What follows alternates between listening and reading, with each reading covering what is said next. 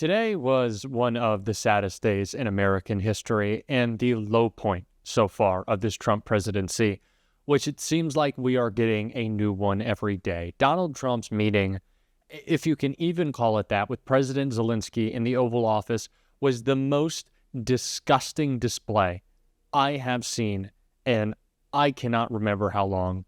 A complete abandonment of our ally, the end of American influence around the world, it seems like, and there were too many moments to cover in one video, but there are two specifically that I think are incredibly important. Zelenskyy and Trump's interaction with the press that was in that room, in which, one, Zelenskyy absolutely humiliates a MAGA reporter, Marjorie Taylor Greene's boyfriend, in fact, and then an absolute freak out that Donald Trump had that just reveals really what's in his mind as he's praising Putin. We're going to get into both those clips, but before we do, if I could quickly ask for you to leave a like on this video, and if you haven't already and enjoy our channel, to hit that subscribe button. It goes a long way, and it really does mean a lot to me. Now, of course, before we can get into those questions, we have to see the context of what happened right before they were asked right here. Tell us what we're going to feel.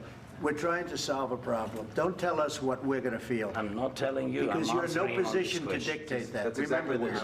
You're in no position to dictate what we're going to feel. We're going to feel very good. Feel influence. We're going to feel very good and very strong. You will feel influence. You're right now not in a very good position. You've allowed yourself to be in a very bad position, and he happens to be right about it. From the very beginning of the war. You're not in a good position. You don't have the cards right now.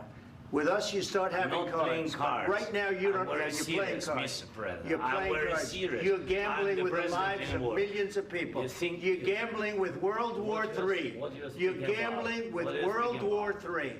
And what you're doing is very disrespectful to the country, this country, that's backed you far more than a lot of people said they should have. Have you said thank you once this entire meeting? No. Truly, truly just gross. Just gross from Donald Trump. Just gross from J.D. Vance, asking for thanks, asking to be praised, asking for him to, tone down the anger towards Putin, the man killing his people. It is just gross. The defense of Putin couldn't be clearer from Donald Trump and J.D. Vance. They are making every excuse possible for him. And it's the reason why when Donald Trump was confronted, he said this. She's asking, what if Russia breaks the ceasefire? What if anything? What if a bomb drops on your head right now? Okay? What if they broke it? I don't know. They broke it with Biden because Biden, they didn't respect him. They didn't respect Obama. They respect me. Let me tell you, Putin went through a hell of a lot with me. He went through a phony witch hunt where they used him and Russia. Russia. You ever hear of that deal? That was a phony Hunter Biden, Joe Biden scam. Hillary Clinton, Shifty Adam Schiff. It was a Democrat scam. And he had to go through that. And he did go through it. We didn't end up in a war. And he went through it. He was accused of all that stuff. He had nothing to do with it. It came out of Hunter Biden's bathroom. It came out of Hunter Biden's bedroom. It was disgusting. And then they said, oh, the laptop from hell was made by Russia. The 51 agents. The whole thing was a scam. And he had to put up with that. He was being accused of all that stuff. All I can say is this. He might have broken deals with Obama and Bush, and he might have broken them with Biden. He did, maybe. Maybe he didn't. I don't know what happened. But he didn't break them with me. He wants to make a deal. I don't know if you can make a deal. The problem is I've empowered you to be a tough guy.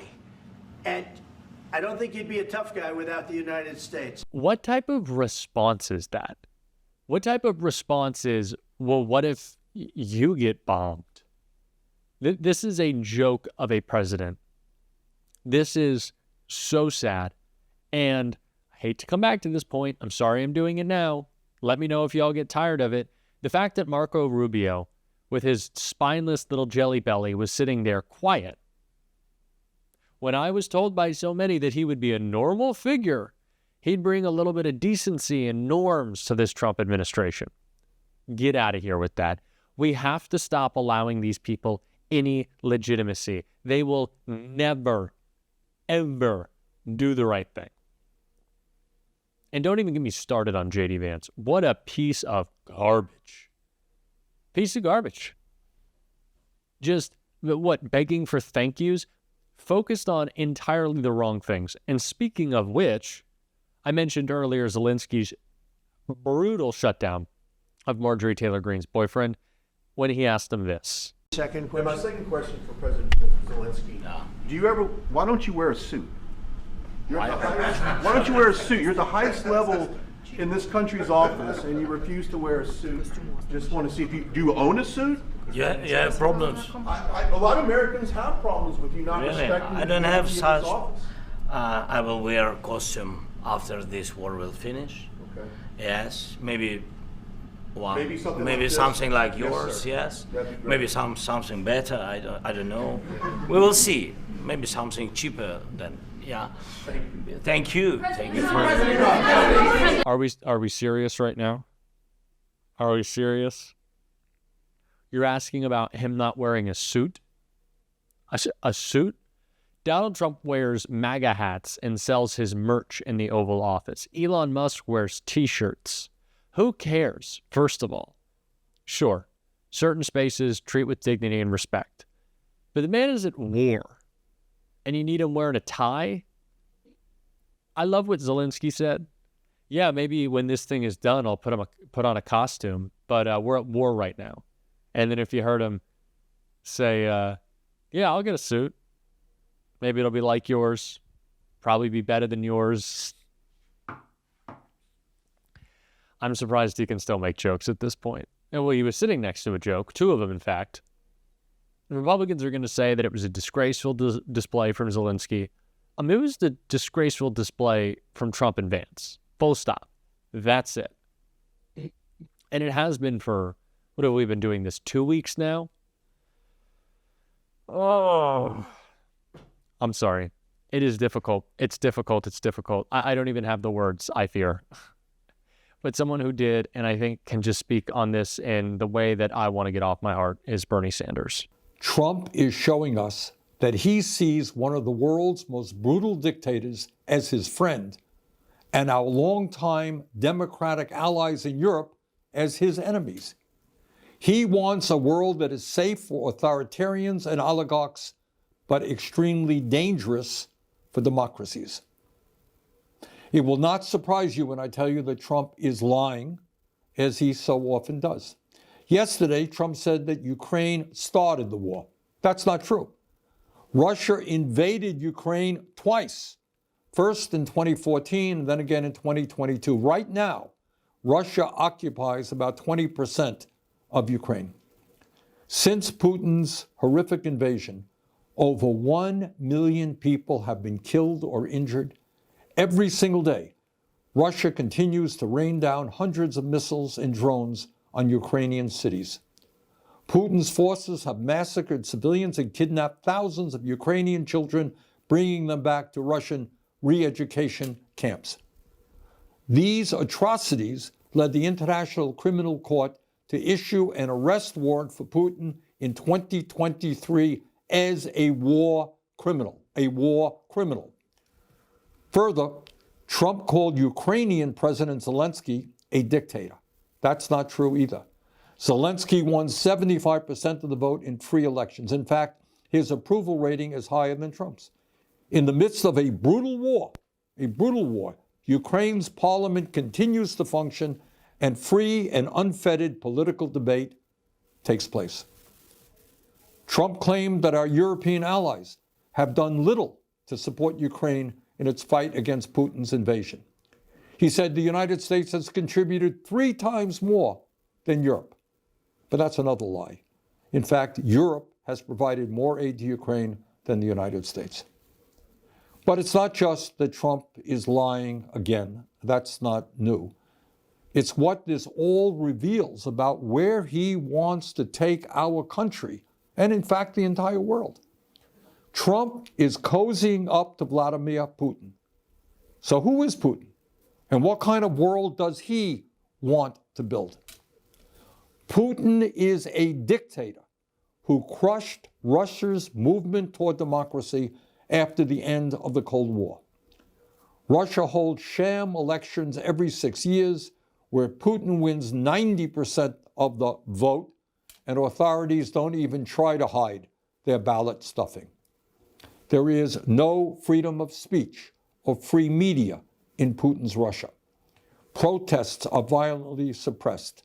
Tens of thousands of people are in prison for protesting Russia's invasion of Ukraine. Political dissidents are harassed or thrown into jail. The bravest, people like Alexei Navalny, are killed outright. Hundreds of thousands of Russians have fled Putin's brutal regime since his invasion of Ukraine. But Putin has maintained control in his country by offering Russia's oligarchs a simple deal. If you give me absolute power, I'll let you steal as much as you want from the Russian people.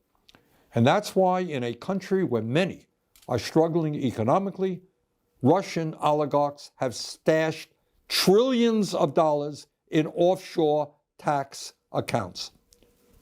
That is the Russian leader that Trump admires. That is the Russian oligarchy that he supports.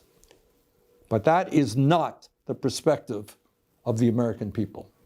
We know, and we are proud of, the fact that the United States of America is the longest standing democracy in the world. We know that many hundreds of thousands of brave Americans over the years have fought and died to defend democracy. We also know that our allies in the world are those countries that believe in democracy, not authoritarianism. In this critical moment in our history, I hope that every American, regardless of political perspective, will stand tall and say yes to democracy, no to oligarchy, and no to authoritarianism. Thank you very much. We should feel embarrassed today. It is difficult to imagine how America recovers from this. It is. A lot of resistance, a lot of pushback, but it's difficult to imagine.